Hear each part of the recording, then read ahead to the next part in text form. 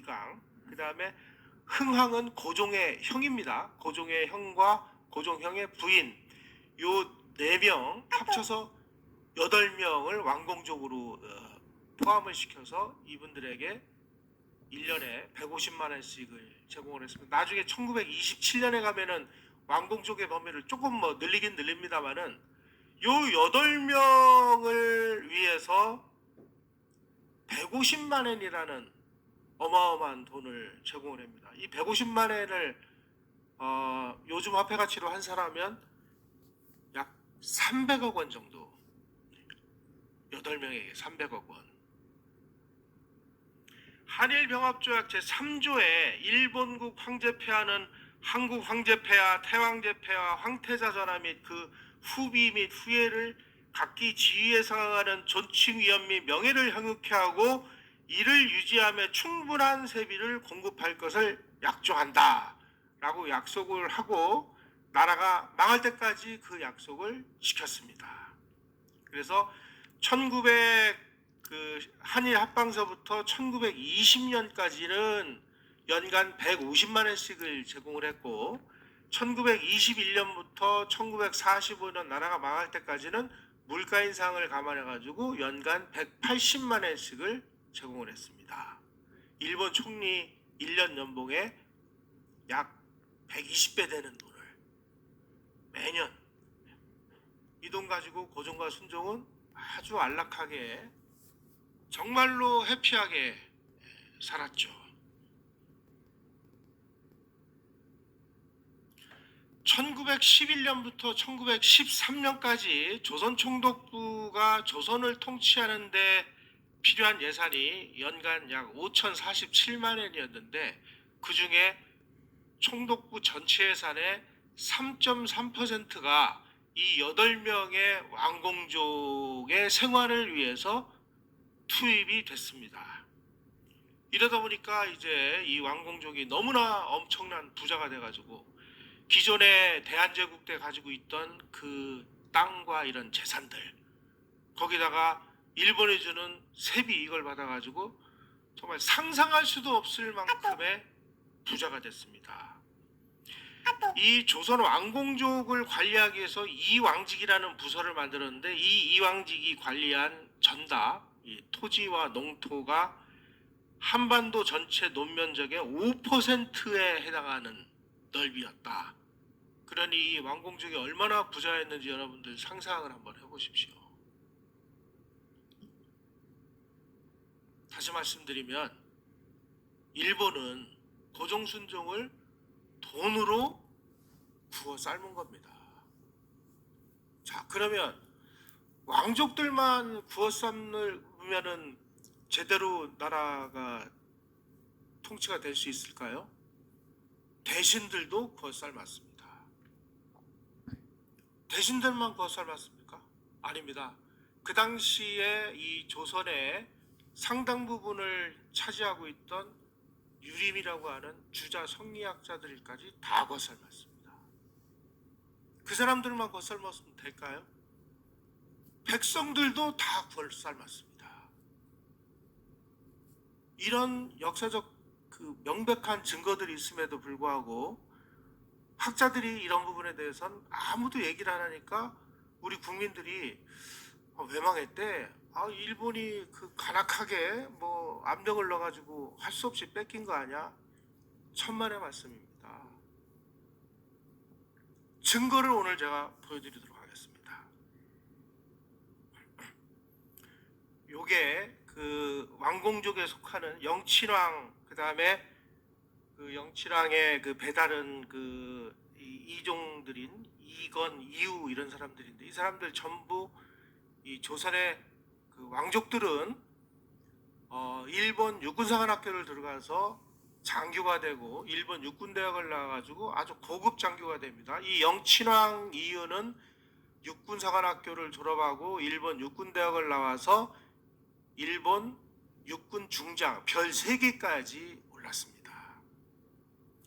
일본 황족들도 조선의 이 왕공족이 너무나 어마어마한 재산을 가지고 있으니까 우리도 저렇게 재산 좀 가져왔으면 하고 부러워할 정도로 엄청난 재산을 가지고 있었다 하는 사실을 왜 우리는 몰라야 되는 거죠? 이 엄청난 재산들 누가 다 회수를 했느냐?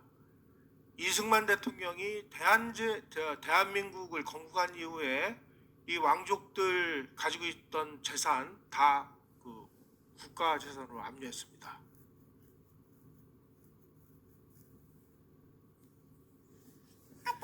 아까 말씀드렸듯이 이제 왕족을 회유를 한 다음에 그 다음에는 고관대작들을 구워 삶기 시작을 했습니다. 이 일본은 그 서양식 자귀제도를 도입해가지고 이 귀족이라는 자기를 만들었습니다. 그래서 후작, 백작, 자작, 남작 뭐 이런 게 있는데 합병을 한 그 2달 후인 1910년 10월 7일 날 대한제국 황실의 친족, 강요 뭐 이런 사람들을 예우하기 위해서 조선 귀족제도라는 것을 만듭니다. 그래서 조선 귀족은 76명의 고관대작에게 자귀를 수여합니다. 후작 6명, 백작 3명, 자작 33명 뭐 이런 식으로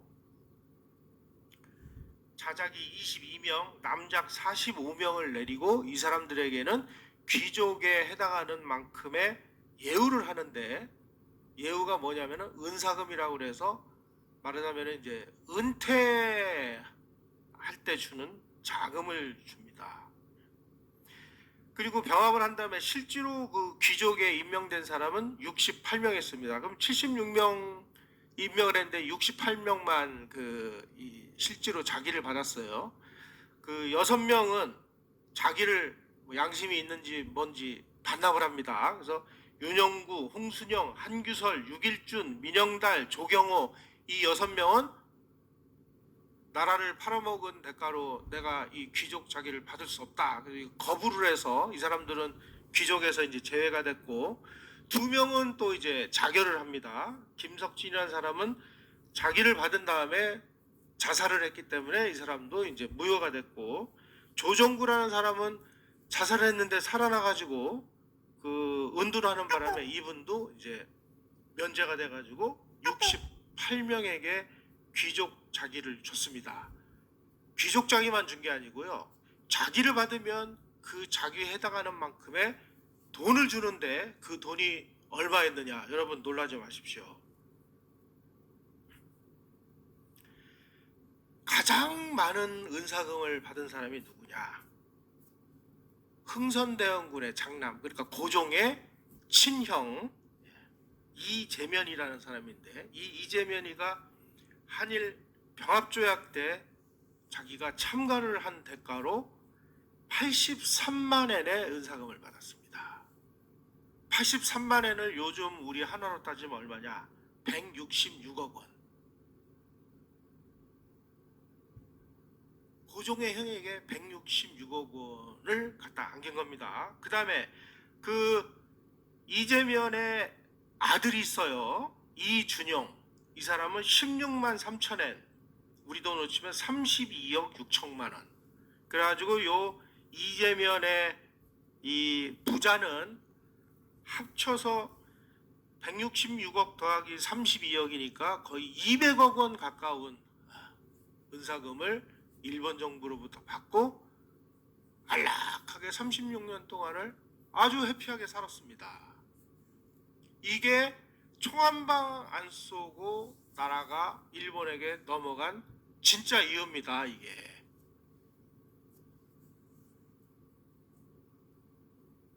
자, 그 다음에는 이제 그 사회 불만 세력을 이제 돈으로 매수하기 위해서 일본 정부가 3천만 엔을 그 은사 공채를 만들었습니다. 3천만 엔을 미국 달러로 치면은 1,500만 달러. 한국 돈으로 바꾸면은 6천억 원.